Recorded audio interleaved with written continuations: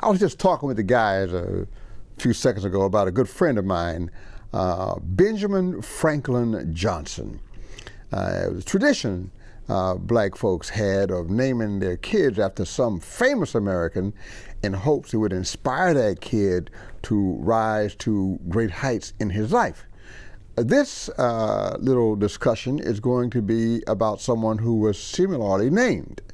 We know him as George Benson, but his full name is George Washington Benson. And he did, as his name would suggest, given to him by his parents, rise to incredible heights. He was born in 1943 in the Hill District of Pittsburgh. That's where the black folks live. And at a very early age, he had this ability with string instruments. People called him a child prodigy. At 18, he was playing ukulele. At 8 years of age, he was playing ukulele at a local drugstore for a few dollars here and there because he was really good at it, and people would stop to hear this young black kid playing a ukulele. Probably he was only 8, and a uke was probably the right size for him. By the time he was 9, he graduated to a guitar. And at that time, some of the old guys started checking him out and went, man, this young boy can play. We can get him into some places where some folks can really dig him. So they started sneaking him into some of the speakeasies, some of the unlicensed nightclubs. One of the great things about being black is we got a whole lot of unlicensed nightclubs, and people don't come looking either. You let you have your fun, long as nobody's getting stabbed or shot or anything. Everybody has some fun. So George at 9 was playing in one of these little speakeasy bars, juke joints we called them, as Quincy Jones would call them, a juke joint. And it was all going real well until the cops did notice that a lot of people were showing up and a lot of money was being made, so they couldn't have that, so they went in there and closed the thing down. And George got in a little trouble, and he was actually pretty angry about it. This was the beginning of his little making some money scheme, and he became a little rebellious and, you know, stopped going to school and started getting in trouble. And they took his guitar as a result of him being caught playing in this club illicitly. And so he didn't have a guitar. He was just angry.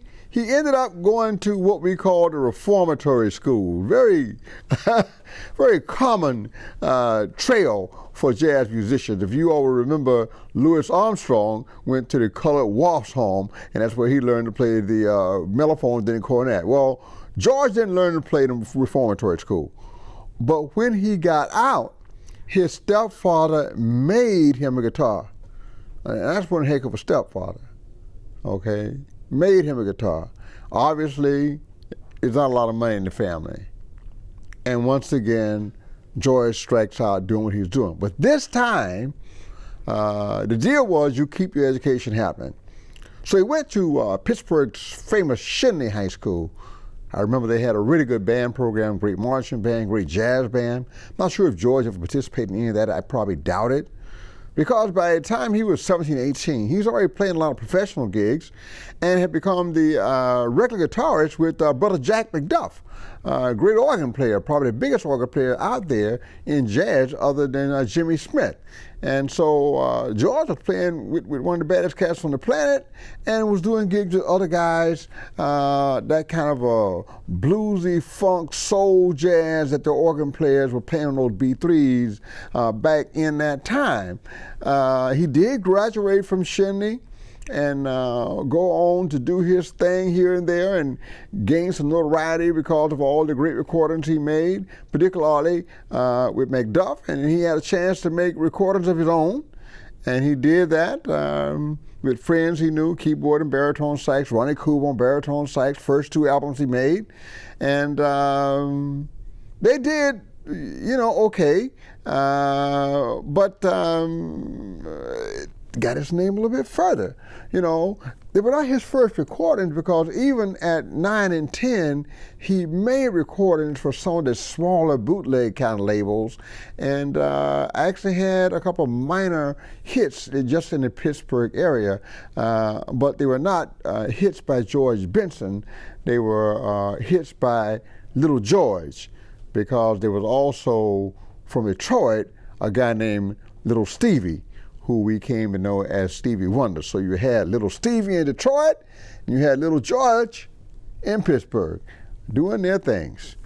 Now, as time would have it, George kept getting more and more famous for his guitar antics. And George could sing. And he always did do a little bit of soul, a little bit of blues, a little bit of R&B. Somewhere along the line, he started doing things like This Masquerade. Sounded like Stevie Wonder. The Greatest Love of All, which was actually a part of the soundtrack for the Muhammad Ali bio, The Greatest. And later, of course, Whitney Houston did it as Greatest Love, and it became an even bigger hit. But George's star is rising. Speaking of stars, he is one of the few guys that has a star in Hollywood, and he's also one of the few guys that has almost a dozen Grammys over the 30 years that he's been recording. But back to the timeline. About the same time, we're in the middle 70s here, late 70s, and he got this album coming out and this whole thing, and he meets this little singer named Minnie Riperton, who some people call a soul singer, but I know her from the very early singers when she was in a group with her soon-to-be husband called the Rotary Connection, and that was definitely a rock group. So Minnie could do a whole lot of things. She had this incredible voice, and so George did some stuff with her too, and he always loved the vocals of, say, Donny Hathaway and Ray Charles and people like that. So around the same time, Warner Brothers had a subsidiary a label called Quest Records. I call it Q West, Quincy Jones on the West Coast. And Quincy got George to record Give It a Night. And it was pretty much wall-to-wall, soul ballads, jamming, danceable, singable tunes that everybody loved. And Q, when he speaks, you listen. Q said, baby, you need to continue with that Donny Hathaway kind of thing, with that Ray Charles kind of thing. That's your ticket to ride, baby. Well, they did that one album and spun up all of these hits. And now George is out there, big solo artist. He is filling concert venues everywhere. He had a time with CTI Records and did those great CTI tours.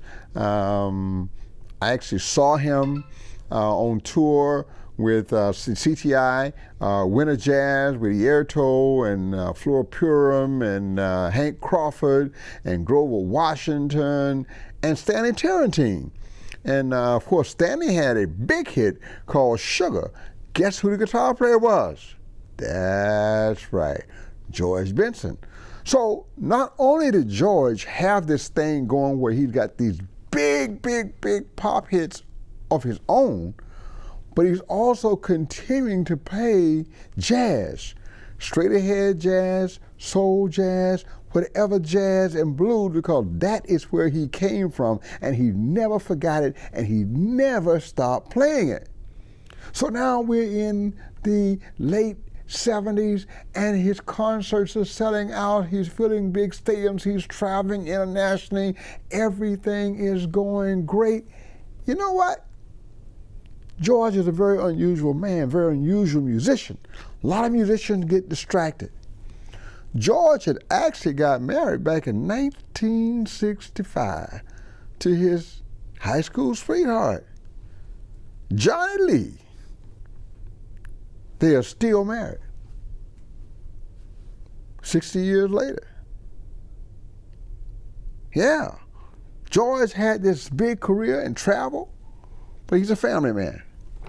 One wife, 7 kids, said it keeps him grounded, and that, with his religious convictions, is why most of the songs he sings are about love and romance and positivity, because that is what is in his heart, and that is what is in his soul, and that is the message that he wants to spread.